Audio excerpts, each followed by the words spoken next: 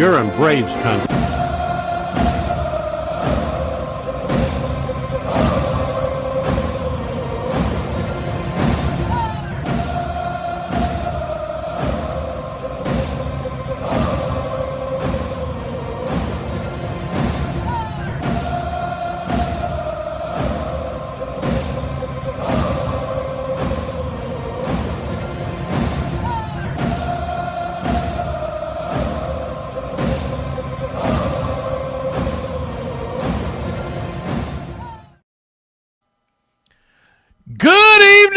Braves country, how the hell are you? So we've got a lot to do and a little time to do it, so let's go ahead and hit the ground running. You're going to notice we're starting at 4:15, gives us a little extra time. The other thing is, and I just noticed this because they just changed it last week. I was adjusting my new calendar. I was excited. I got my new calendar in the mail, so I was putting out all the ball games for the year. And they don't have all of the times given quite yet, but most of the times are given, and the Braves times are given. And the thing that jumped out at me was, and though, like I said, it's not a huge deal, but hey, it's a step in the right direction. I tweeted it out last night. We are no longer starting games at 7:20, 20 minutes after the hour. We're no longer doing 7:20 or 12:20 on the day games. They have moved it to 15 after the hour, 7:15 on your night games during the week and whatnot, and your day games in the middle of the week, mind you, will now be at 12:15. So you do want to kind of keep an eye on that and realize that we've been so used to 20 after the hour, so that yeah, it's a little bit in the right direction. I would still prefer 5 or 10 minutes after 7, somewhere in that neighborhood. And I would actually prefer, let's say if we're going to go 7:05 Eastern, I would prefer that the day game in the middle of the week goes to 1:05 and not 12:15. I still say it's too early, and there's a reason why the Braves team, the bats are always flat as hell in these day games on Wednesday and Thursdays in Atlanta, is because they don't get much sleep. I mean, hell, the game ends somewhere around 10:30. They get home, we'll say best case scenario, midnight. What do you think? It takes a couple hours to wind down, and then you got to be back at the park around 9. Some of them want to be there around 8, depending on what they have to get done. You get very little sleep, but that's neither here nor there. That's not up to us, but I was excited to see at least it's coming a little closer to where it should be. 7:15, still too late in my book, but at least they're not dragging it out to 7:20. So that's the reason why we're going to go 4:15, because I just want to get everyone get in the habit of realizing these games are moving when we go to the regular season. They don't have a lot of information on your spring training games. There's times that are available, but as far as what games are going to be broadcasted and whatnot, what we can bring to you, that's still up in the air. We'll probably find those out somewhere. It typically shows up and lets you know somewhere in the very early parts of February, sometimes late January. But there you go. That good afternoon, good evening, wherever you are here in Braves country. Salutations, as see a lot of folks in the chat. I'm going to get to them really quick. Good afternoon. Going backwards here. So Beeve, we've got Daniel. See else who do we have here? It's a little scroll up through this way. We got Pushing Buttons. Good to see you. And Jameson, hope you're feeling well, sir. And here we go. JC. And I think that's just about everybody. If you're in the chat, or if you're not in the chat and you are listening, please go ahead and jump in and say hi. We'd love to hear from you. But please at least smash the like. Okay, so let's go ahead and get into the things at hand. And usually here on the jump, somewhere, it's a little bit, it's 421, but we're calling it Smoke 'em if you got 'em, because we do this at about 420. Extra, extra, read all about it. What's all the shouting? All right, smoke 'em if you got 'em. Extra, extra, read all about it. What's all the shouting?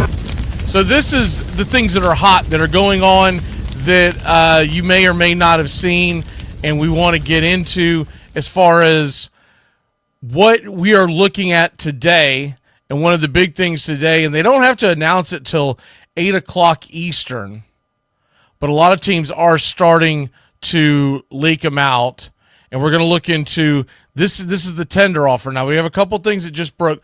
2 hours ago, the Braves signed outfielder Carlos Rodriguez to a one-year deal, non-guaranteed contract for the 2025 season. Basically, he will come into the fold for spring training, and whether he ends up on the big league or most likely he will end up down on the farm. We'll look into that, but there's nothing groundbreaking that's really happened in all of Major League Baseball yet. If you want to know why, it's because off the jump, we're waiting for the big fish to fry. We're waiting for Corbin Burns in the pitching market. He's really going to set the number. Him and Blake Snell. Max Fried is looked upon in that same tier, but he's a touch below. And so I don't think Max signs until he finds out how much the others get, unless he's just blown away by the offer.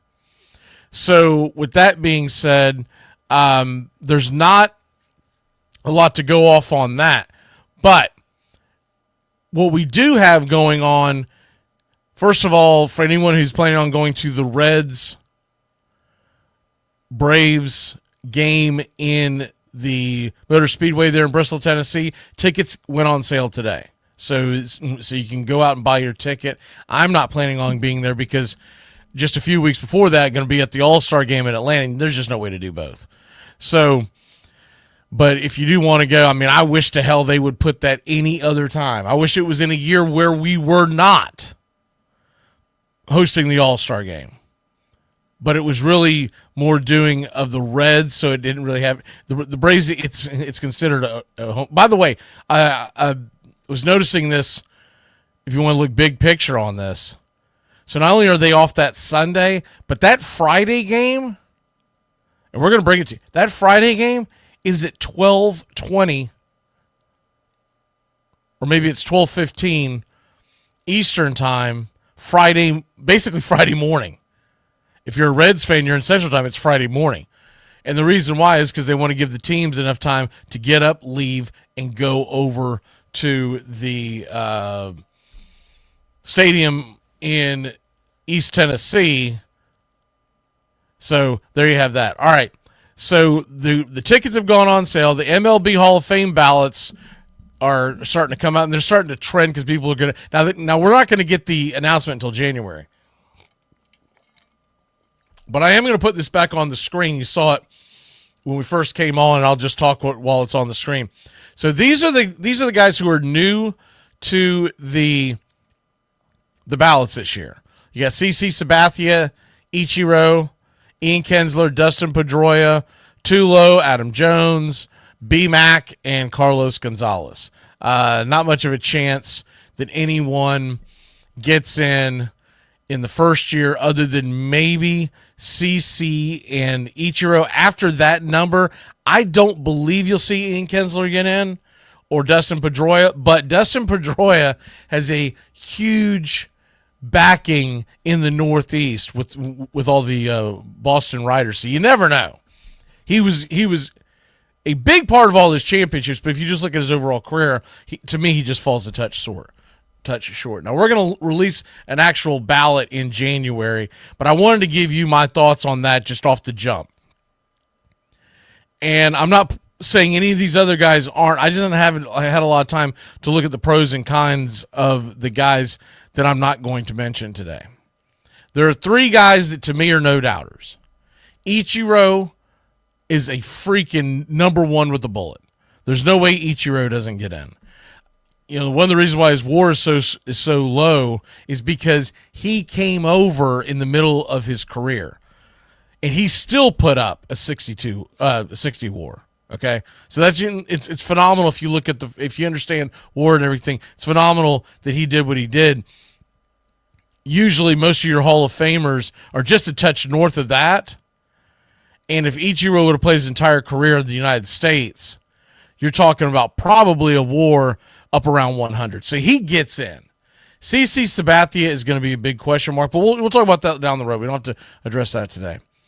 The other two that I think you have to put in, and this is from the past years. Let's see. Do I have the? No, that's the. I don't have it to share on the screen, but I'll go and read it off from last year. Guys that did not get in. So you got Billy Wagner is just a touch below. You got Gary.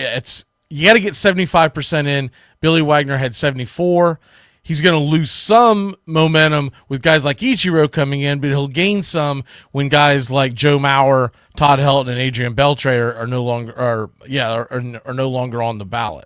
So you have to understand the math of adding guys, who's going to get votes. Some guys will vote for a guy just so that he gets on the ballot next year because you have to have 5%. But the guys that I would put in right now, and I don't know if they're going to get in, but give me Andrew Jones. It's well overdue. Best defensive center fielder I've ever seen. And people that have ever compared the great center fielders, guys like Willie Mays. Willie Mays says he was the greatest he ever saw, meaning Andrew Jones. So defensively, Andrew Jones has to get in, and his offense is good enough. It wasn't outstanding. It tailed off towards the end. But there was a 10-year period where Andrew Jones was just a joy to watch. Doesn't even really explain it well. Andrew Jones we were privileged in Braves country to see Andrew Jones every night. And the people who didn't see him every night, those are the ones that push back on him because all they do is they look at the stat sheet. It's the Baseball Writers Association. I see some questions in the chat.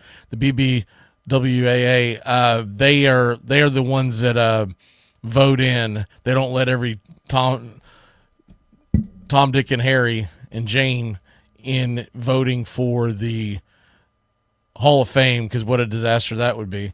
But it's strictly the baseball writers, and some of them will make it public. Some of them won't make their ballot public. All right. So you got Ichiro and you've got Andrew Jones. And the other guy that I've got on my list, but he's not getting in, he's losing votes because they all go off of the offensive metric. But Omar Vizquel, if you saw Omar Vizquel play shortstop, he was by far the best defensive shortstop in the history of Major League Baseball. And I'm saying that to everybody, even you St. Louis Cardinal fans. I loved Ozzie Smith growing up. I never thought I'd see another shortstop as good as Ozzie Smith. And then Omar Vizquel came around, and he was different level. Problem is, he played on a team that never won it. That's number one. He played on a team that wasn't, Cleveland's not really considered a big market. So you didn't get a lot of their games on TV. And his offense was, I can't defend his offense. Even in an era where shortstops did not defend, did not hit well. Omar Vizquel was a light hitting shortstop. Now, he was never one of these guys linked to steroids. And remember, he's coming in towards the middle to the end of his career as guys like A-Rod are coming onto the scene and slamming the ball out of the stadium. I'm sorry, but you can't have it both ways. You can't say that you're going to leave guys out of the Hall of Fame because they did steroids, and then also leave guys out of the Hall of Fame who didn't do steroids. They didn't have the numbers of the guys that did roids. But if you go back and watch his highlights, man, Omar Vizquel was special. He was absolutely special. He made plays that guys wouldn't even attempt, and he did it and made it look simple. So, best defensive shortstop in the history of the game, and it's not even up for a debate. It's Omar Vizquel, and it's not particularly close. It's not like 1A and 1B. It's 1, then Ozzie, and then way down below the rest. And then, you've got guys nowadays that I think probably you could probably make an argument that some of the guys nowadays are making some really great plays. And I think the difference between Ozzie and Omar and the rest, they had a flair. It was kind of like if you grew up in the era of Magic and Larry Bird playing basketball. There was a flair to their game, so they were basically doing Showtime, and you don't have that nowadays. So I do think that they basically lose style points is what it all comes down to. All right, so those are the three guys that I am absolutely in favor of, though I don't think Omar's going to get in. I think Omar eventually gets in when the Veterans Committee, guys who actually played the game, get a chance to vote him in.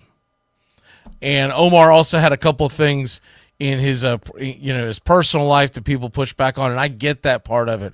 But just like Pete Rose, if I'm not going to say that Pete Rose and Shoeless Joe don't belong in the Hall of Fame, if I'm going to say that they do, when most people say they don't, then, and it's all that stuff is off the field type of stuff realistically, then I'm like, if you're going to hold stuff against Vizquel of off the field stuff, then you have to go into every guy who's ever been in any kind of turmoil through and after his career. So that's the Hall of Fame, basically in a nutshell. But like I said, I'm going to put an actual ballot up there to show you who I would vote for. But no, we don't get to vote for him. We're not. It's the Baseball Writers Association, and it's basically a fraternity, and that's why they pay the dues, and that's why they fight to get in, just so that they have once a year that they can sit there and they can vote, and people will read their articles. I mean, that's basically the gist of it. But there's some interesting people that are up there at the top, and we'll get more into that when there's such a busy day going on. All right, non-tender. Basically, what people are asking, I see in the chat, what the non-tender mean. Non-tender essentially just means, are you going to sign them to what they are owed, or are you going to release them? You have an option to release them. That's the short of it, not getting into the nuts and bolts of it. Now, there are 10 players that they are expecting to hit the free agency pool. And one of them, actually there's a couple of them that have been guessed, but one of them very much so is an Atlanta Brave. Now, he's not a guy that you're very familiar with because he's a fairly new Atlanta Brave. We'll jump off with that as we will do the SNIT Happens. We keep playing like this, we'll be the laughing stock of the league. Well, what do you expect? All we got on this team is a bunch of and a booger-eating moron. Bull. That booger-eating spaz make me want to puke.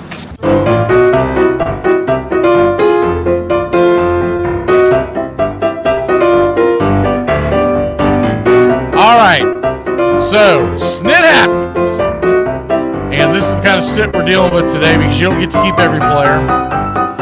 And I like that idea. We'll see what we can do with that.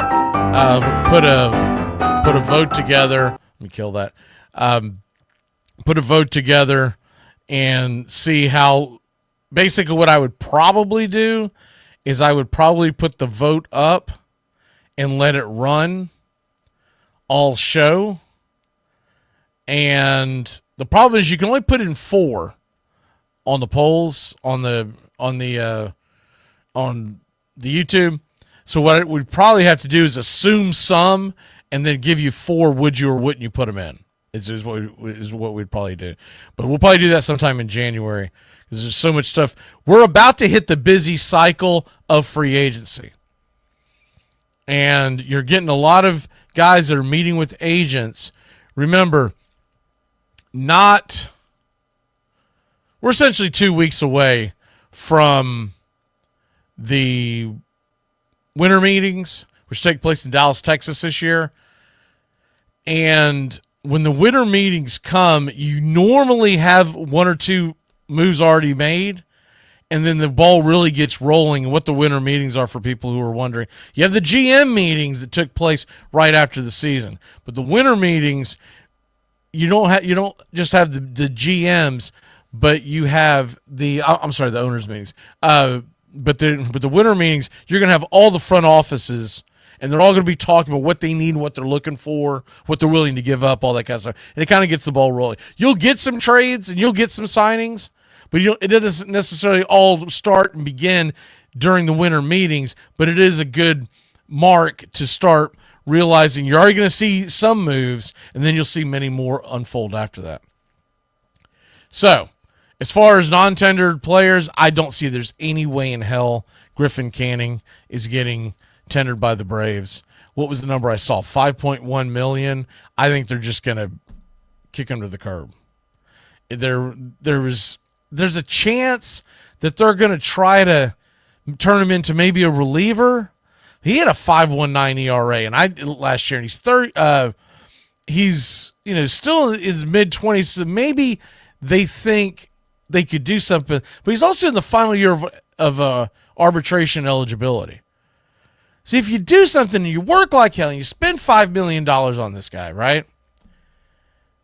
You're building him up to hopefully be a contributor by the end of the year. And oh, by the way, because he's not a finished product, there's probably going to be some big struggles with him. And then he's going to hit free agency and someone else is going to probably sign him.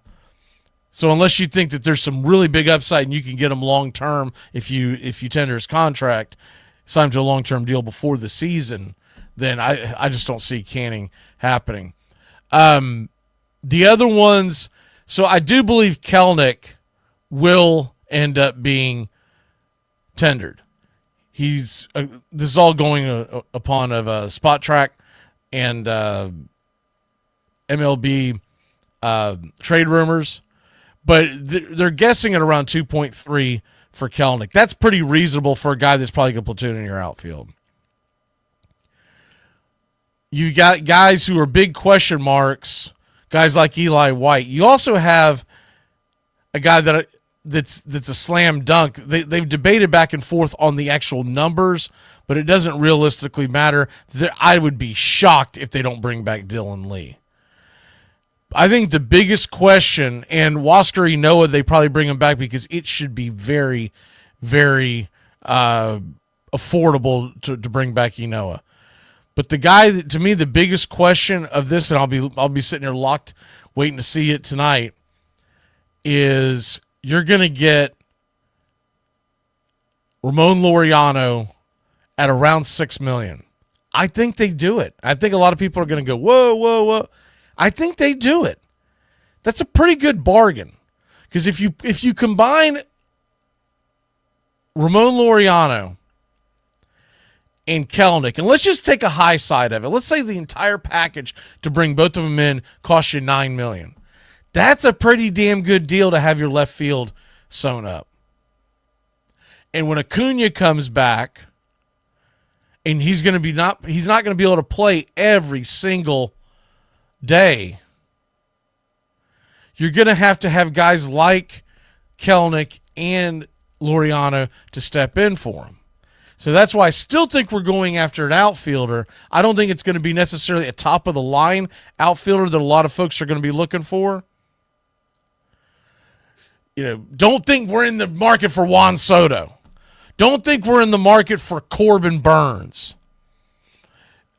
There's going to be people who are going to throw those kind of rumors out there, and I've told you all this before. It's clickbait. It is what it is. It's clickbait. They want you to jump in. Sometimes I fall for it because I'm like, oh, what do they got to say? And then you get halfway through, I go, horse hockey. That's not happening. But as far as, and we're going to play the clip that I've got for it here in a second, but there is an outside chance. I don't think it's likely. There's an outside chance you end up with, I think they're going to try to sign Roki Sasaki. I just don't think he's likely to sign. And it comes down to the international pool. In the international pool, you only have X amount of dollars. And the thing that leans into the Braves' ability to sign him is that they cleared some of that money out. And the Dodgers on the high end could only spend I think it's right at $5 million. But here's a clip of Ken Rosenthal talking about Sasaki and the rumor. There was a rumor that came out that it's already a done deal. It's under the table. It's a backdoor agreement, which would be illegal. But considering the fact that there's two very prominent Japanese players already on the Dodgers, that's where this rumor comes from. But here comes Ken Rosenthal. Remember, whatever he says, take it with a grain of salt, because Ken Rosenthal loves the Dodgers. it's been proven for the last several years where he's let stuff in and out where it's very obvious that he is in the Dodgers' pocket. Here we go. This whole story emanated yesterday from a news conference that Rob Manfred held in New York, and he was asked by a reporter about the suspicions by certain executives that the Dodgers have a handshake agreement, some kind of done deal. And Manfred essentially said, I've heard those suspicions, I know they're out there, but we don't have any proof of that yet, and we have ways of looking into that. Then Evan Drellick from The Athletic called Joel Wolf to ask about those suspicions, and Joel gave the quote that you just read. I think that if Sasaki signs with the Dodgers, the fact that this is all out in the open now is probably better because the discussion is taking place now instead of after the fact when people might say, well, it was a done deal all along. I don't know that it's a done deal. I don't imagine that it is. And Roki Sasaki will have his choice of all 30 teams. The money is going to be ranging from something like $5 million to $7.5 million. And the Dodgers, in the next international bonus pool arrangement, have the lower end of money available, the $5 million end. So I don't know where he's going, but the fact that this all kind of came out in advance of it, to me, that opens it up still for the Dodgers because I think it's all out there now. And at this point, if he signs with the Dodgers, okay, this has all been discussed. If he doesn't, great. All right, so that was Ken, and basically what you're going to hear is that, there's nothing to look over here, nothing to look over here, and then if he ends up signing, everyone's going to go, I knew it! And then if he didn't sign, you're going to have Ken Rosenthal come to go, see, there's no cheating, but I believe that is about as much as I believe the gambling scandal. So the Kerry's going on about Reds rumors about Votto. Votto's cooked. Anyways, the trade package that was just in the chat, that's not happening. And I believe he's talking about AJ Smith-Shawver is who he was referring to. I got to get back to it. Where is it at? But yeah, AJ Smith-Shawver, I believe, is who he's referring to because AJ Minter's a free agent. Nacho Elder and AJ Smith, they're not trading AJ Smith-Shawver to bring in Brady Singer. And if you're looking at the other two, I don't think Nacho Alvarez is really that high in demand, to be honest with you. I really feel like people saw what he could do, and more importantly, they saw what he couldn't do, and Nacho Alvarez is not going to bring a lot. High-end Nacho Alvarez is a utility infielder, maybe a starting infielder, but with very little pop. And I still think he's got a long way to go before he's an everyday player. I mean, we saw it last year. He was very undisciplined at the plate. But when you look at what is available and what, honestly, if they could get Sasaki, that would be huge. For people who don't understand what happened with Sasaki, he decided to become posted. He could have waited 2 years. He would have made a fortune. He would have made a freaking fortune. Instead, he's coming in at the age of 23. If he waits till he's 25, he could have signed the type of deal that Yamamoto made. But if he comes in now, and that's what it looks like he's going to do, there's only $5 to $7 million is the most he could make because of the restrictions. And then he's going to make that money over the next 5 to 6 years, and then he's going to hit the free agency somewhere around the age 28, 29. Why did he do that? Because there's a thought process out there that he cares more about legacy, so he wants to get to Major League Baseball sooner. I've seen the guy pitch. Anybody who watched the WBC last year saw the guy pitch. He's phenomenal. They still don't believe that he's a finished product, but he's good enough. If you signed him, I don't care what they say, the Braves rotation, bare minimum, he's your number 5 hitter in the rotation. But I think it's more likely that he's going to go somewhere on the West Coast. If he doesn't go to the Dodgers and he wants to be his own star, I still think he ends up somewhere on the West Coast. But you never know. But there's not much of a chance that that's going to happen. All right, so here we go with the rumor mill as we go to wind this up here on a Friday. That's the rumor. You retired too? Not me. I'm in my prime. All right, so that's the rumor. And I was going to play you the whole clip, but honestly, it's a little long and they don't really get to the point. The short of it is there's a Dodger cast that was talking about the idea between Corbin Burns, Blake Snell, and Max Fried. And I wanted to play the tail end of the clip, but it's kind of choppy, so I'm just going to let you know what they said. Essentially what they said was they don't have as much interest in Max Fried as they do the other two. And it is fair. What they pushed back on was the fact that there's injuries.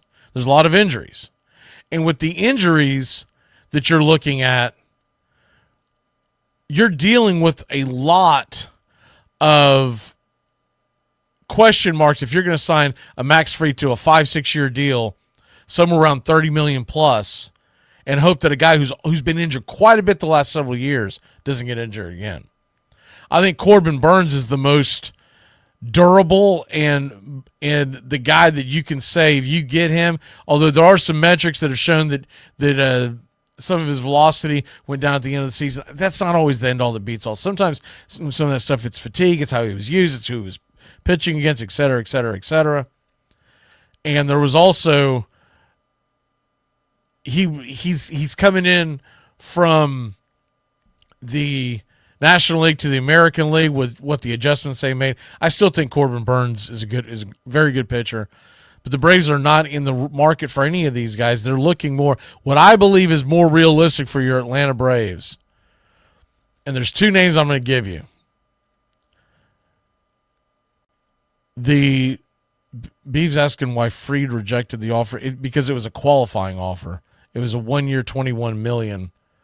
He's not going to take that kind of a contract.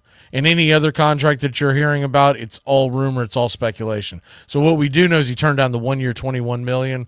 Everything else, because you'll hear this in the middle of the spring. You'll hear he says it every year, and Anthopoulos will go, whatever you think you heard, it's not true. So I learned a long time ago that until you see the player actually reject these moves, and reject an actual offer, and it's backed up by 2 or 3 sources, it's a lot of speculation and a lot of hogwash. But he rejected the qualifying offer because you would too. 1 year, $21 million when he could go on the free agent market and make well over $150 million and be set for life. You're not going to take that offer. Be ridiculous. You know, he might be like being a Brave, but he doesn't like it enough to throw away over $100 million. You wouldn't either. So, looking at the two realistic options right now, some of the hotter rumors that have hit. So, Walker Buehler, he's not going to come back to the Dodgers. The Dodgers are looking for a much bigger bullet in their gun and they're willing to pay the freight. But Walker Buehler was really damn good in the postseason. Now, the problem with Walker Buehler is he's had injuries. But if you want to bet on Walker Buehler to have a bounce back, and remember, he's from, I believe it's Lexington, Kentucky, but he's from the Kentucky area. I believe it's Lexington. I don't think it's a stretch to say Walker Buehler ends up as an Atlanta Brave. And if we get the Walker Buehler before he got injured in 2021, I mean, forget about it. Lights out.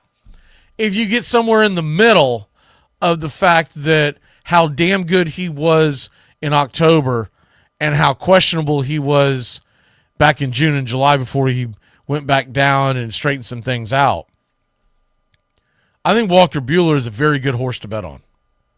And he's not going to be asking for a big contract because he's going to want to have a chance to reset the market and get back out there and prove that he can be durable. So he's probably a guy, I'm thinking more of like a Sonny Gray type of contract of last year. Remember Sonny Gray, 3 years, $75 million to St. Louis? And I was hoping that we were going to get him, and we ended up not stepping up and paying for it because we got the deal with Chris Sale. Now there's still rumors that he could be moved, him being Sonny Gray. And of course, you still got the Jordan Montgomery thing. And the Jordan Montgomery, if Jordan Montgomery comes in, you were talking about a guy who 2 years ago, in 2023, when we called the World Series, that guy was the guy. He put the Rangers on his back, and he was an absolute dog. We've talked about Nathan Eovaldi. I think he's very he's a gamer. He's a bulldog, and he's a guy I would love to have as well. But any of these guys are realistic options. They're not the glitz and the glamour and the high-dollar option that you're going to get from the Snell and the Burns, and even with Max Fried. I think the Max Fried ship has sailed. There's just too many things that you can read into and realize he's not coming back. And he's mainly not coming back, not that he doesn't want to be a Brave, but because the money's going to be much, much better elsewhere. And he is a Southern California kid, so he may want to go to the Dodgers. I still think there's a chance he ends up with the Angels. Or maybe Seattle.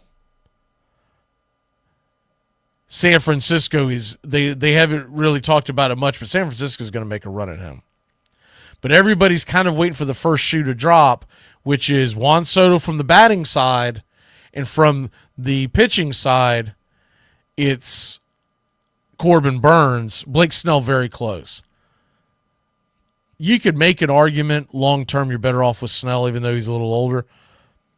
Once he got his feet back under him in the middle of the year this year, he was great.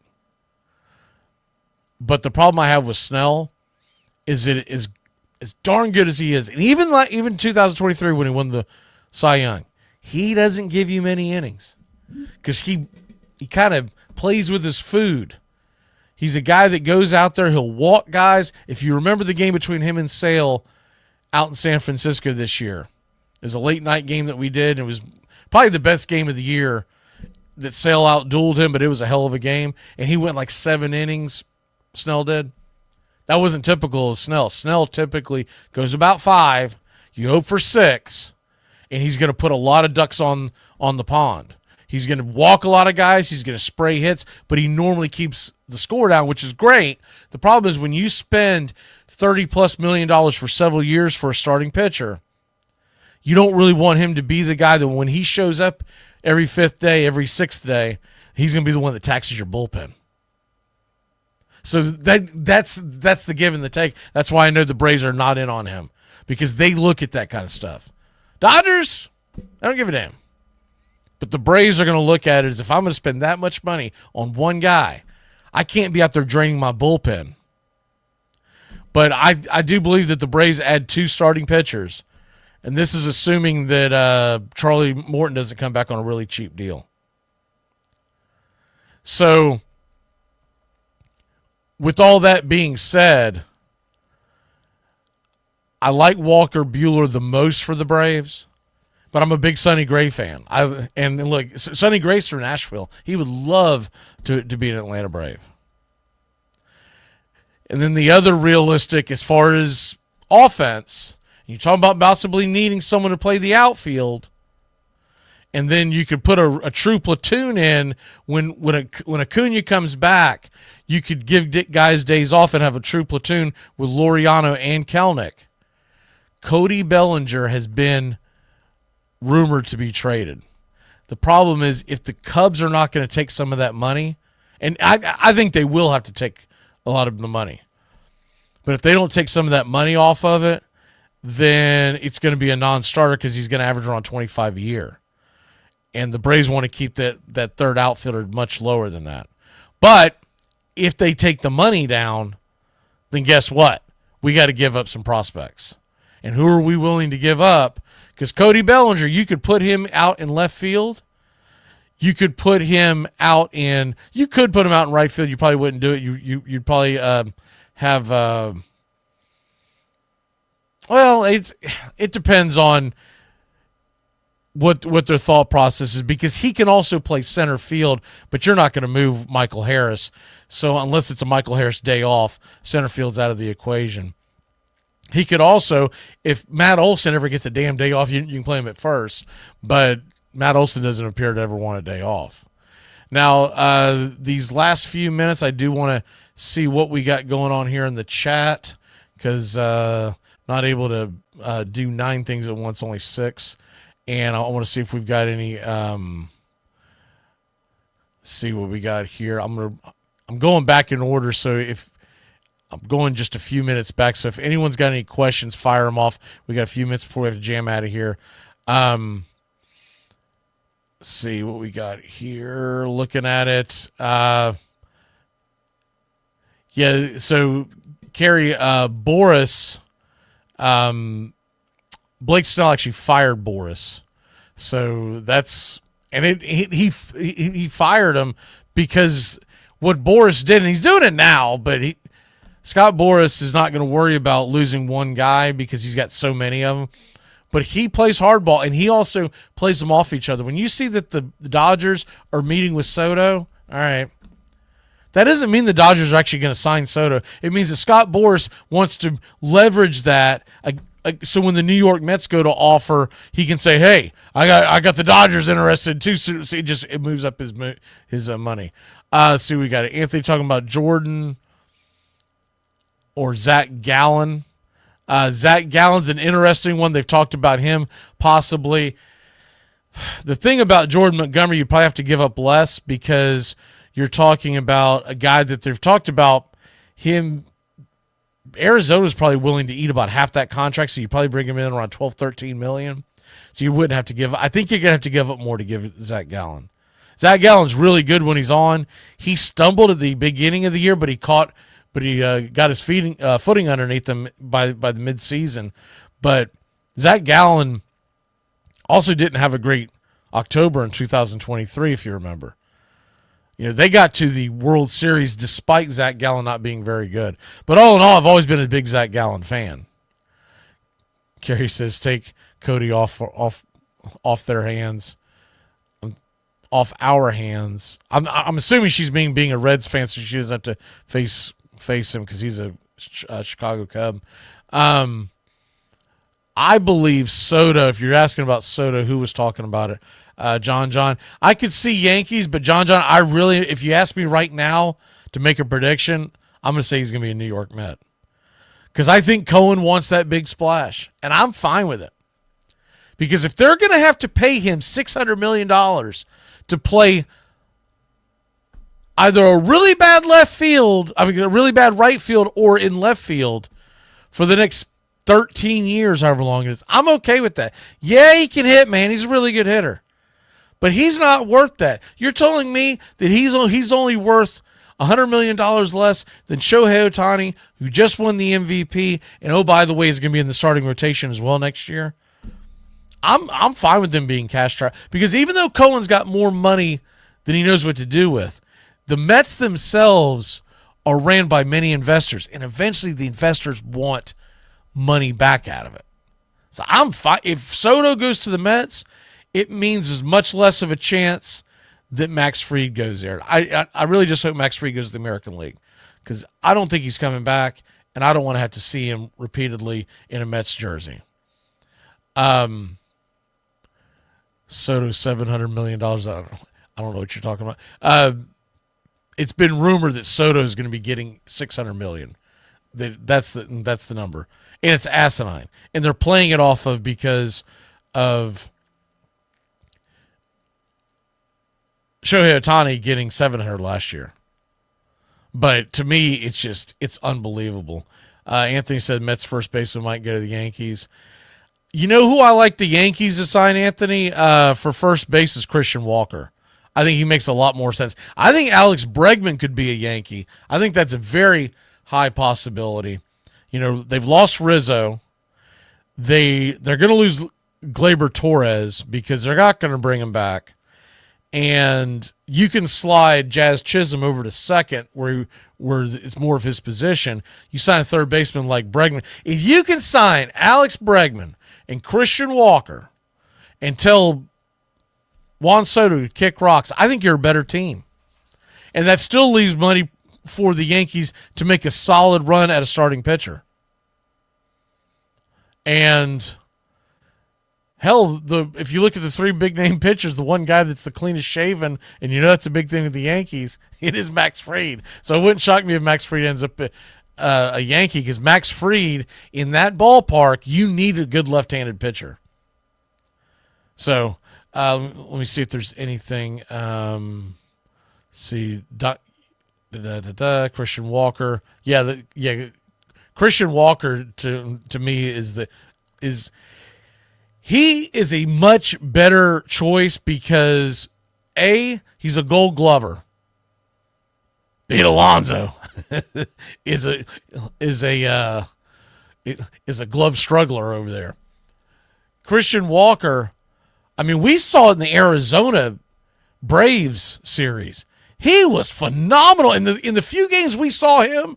He made some plays. The only thing that was outshined by that was that ridiculous play, if people remember, that Matt Olson made. It was out in Arizona, so it was late at night, so some of y'all may not have seen it. But the sliding catch that he made in foul territory, then threw the ball to home plate from his knees to prevent the go-ahead run from scoring. But other than that, Christian Walker was the absolute star of that series. Christian Walker's phenomenal. Get him the hell out of the National League. He really is. And then, you do have the other guy that's hanging out there that a lot of people are talking about, but I could see Paul Goldschmidt ending up in pinstripes. Paul Goldschmidt, he's not what he used to be, but he's not chopped liver either if you want a first baseman on a discount. This is a good year to go get a first baseman. We just don't need one. But this is a good year. There's some good. I still think that Pete Alonso probably ends up on one of the teams out west. And I think the best fit for him would be Seattle. But is Seattle? They've kind of hinted that Seattle would go to the post, go to the wall, and throw big money at Alonso. I don't think the Mets are re-signing Alonso. He had a good postseason, but it doesn't seem like after he turned down their offer last spring, it doesn't seem like that he really has much of an interest in coming back.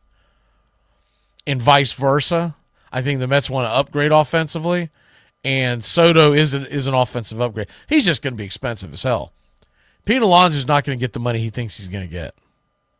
But he may give the hometown discount, so to speak. He's from Florida, but he may give a discount to the Yankees to go over to the Yankees and stay in New York, because I do believe he likes being in New York. The other team we haven't talked about, and I would make this real quick because I know everyone's got Friday night stuff to do, is the Boston Red Sox have been rumored quite a bit in a lot of different moves, and that is new. Used to, the Red Sox and Yankees and Dodgers, they were always the three teams that were mulling around the big free agents. We have not heard this from the Red Sox in quite a few years. But we're starting to see rumors that the Red Sox are interested in all three of the big pitchers, Fried, Burns, Snell. There's also, I don't think you're going to see Juan Soto in Boston. But there's also talk about the Red Sox making some other moves, and a lot of the other guys that I've already mentioned. I won't be like a dead horse, but a lot of the other big names we've already mentioned, the Red Sox have been interested in all of them. And so the Boston Red Sox, if they drive the price up, that's only good for teams like Atlanta. Drive that damn price up, because we're not competing with any of those free agents. We're just waiting for the first big one to drop, and once that first big one to drop, then all of a sudden you're going to see everybody scurry. Now, if it waits too long like it did last year, there's going to be that second tier that starts signing. But Juan Soto's the big one, and then to me you can put Snell and Burns in the same category with, I mean, we're talking about 2 1As and a 1B with Max Fried. If you're looking for to add a starting pitcher, Max Fried's a hell of a bronze medal, so to speak. See if anybody else has any other questions or comments.